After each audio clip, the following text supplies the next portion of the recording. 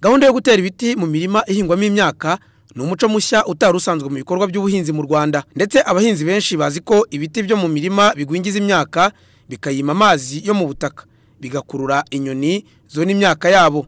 Iyi gahunda yo gutera ibiti bivangwa n'imyaka nubwo yatangiye gushyirwa mu bikorwa ikorwa ite? Rukundo Jean Marie Vianney ushinzwe ibijyanye na gahunda y'ubuhinzi muri V Agroforestry, umushinga wo mu kigo nterankunga cya SIDA cyo mu gihugu cya Sweden, ishami rikorera mu Rwanda, yavuze ko iyi gahunda mbere yo gushyirwa mu bikorwa yabanje gukorerwa ubushakashatsi.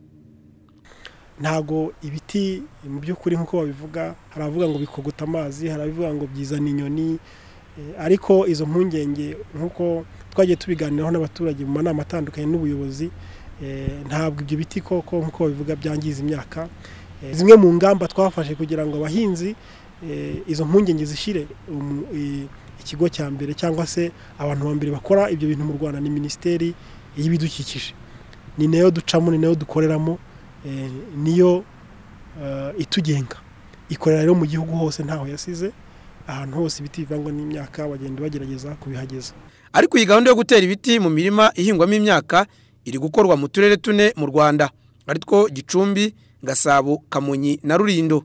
Uyu mushinga ukaba waratumye haboneka ibicanwa bikomoka ku biti ku gipimo kiri hagati ya 40 na 60%. Wakoranye n'abahinzi bagera ku 8,000 n'amashyirahamwe y'abahinzi yo mu turere tune uyu mushinga ukoreramo, ndetse nayo mu karere ka Nyamagabe. Iyi gahunda yo gutera ibiti bivangwa n'imyaka inafite umwihariko mu kurengera ibidukikije, kuko irwanya isuri yabiterwa n'imvura itwara ubutaka cyangwa isuri ikomoka ku muyaga ugurukana ifumbire iba yashyizwe mu mirima.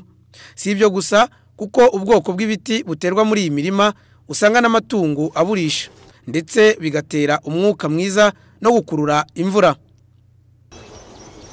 Aya magare mubona sayo gukora umwuga w'ubunyonzi ahawe abafashamyumvire 36 bo mu turere twa Gasabo na Rulindo muri gahunda yo kwigisha abahinzi borozi gutera ibiti bivangwa n'imyaka.